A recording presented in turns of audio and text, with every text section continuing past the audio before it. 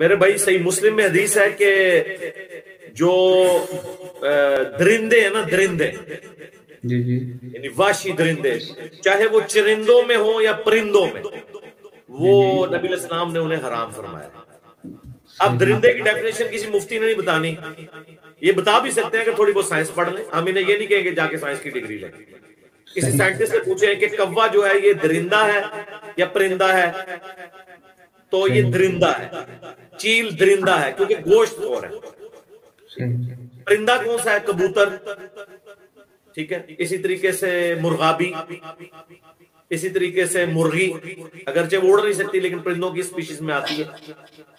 تو یہ جتنے گوشت خور ہیں نا، چاہے وہ اڑنے والے گوشت خور ہوں یا زمین میں چلنے والے گوشت خور، یہ سب ہیں۔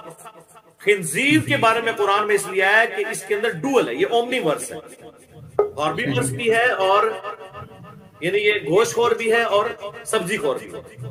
تو اس کے بارے میں اللہ نے کلیریفائی کر دیا کہ یہ اگرچہ ہے تو سبزی خور، لیکن چونکہ یہ گوشت خور بھی ہے لہذا اسے ہم حرام قرار دیں۔ بکری ہے صرف سبزی خور ہے، حلال ہے۔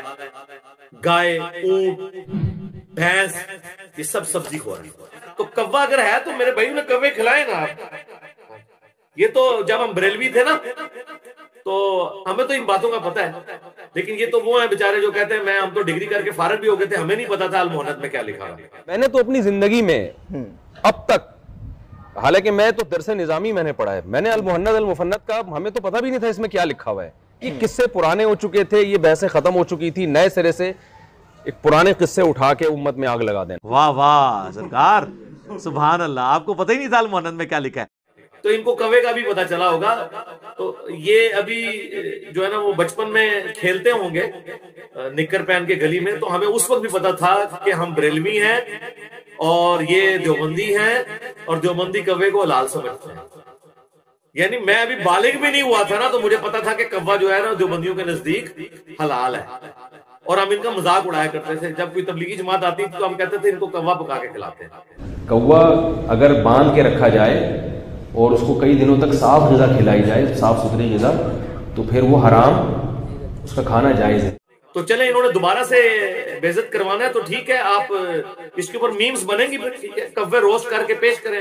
تو حنفی بریلویوں کے نزدیک کوا حرام ہے، اور حنفی دیوبندیوں کے نزدیک کوا کھانا جائز نہیں سر، نہ نہ نہ، پرانی بات ہے، فتاوی رشیدیہ میں لکھا ہے ثواب کا کام۔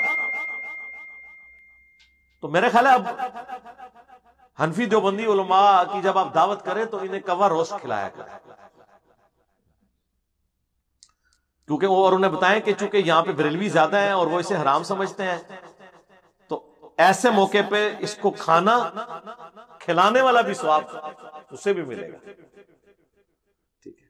تو وہ ثواب آپ ان کا اس میں سے جو ہے وہ پکا کریں، تو انہیں بتائیں کہ بھئی بحث کرنے کی ضرورت نہیں ہے، بھئی حنفی بریلوی اسے حرام سمجھتے ہیں، حنفی دیوبندی جو ہیں وہ حلال سمجھتے ہیں، تو آپ آپس میں مسئلہ حل کریں، ہمیں تو چھوڑ دیں، ہم تو کتاب و سنت کے ماننے والے ہیں، آپ دونوں تو ایک فقہ پہ چل رہے تھے نا، آپ کیوں نہیں متفق کوے کے اوپر؟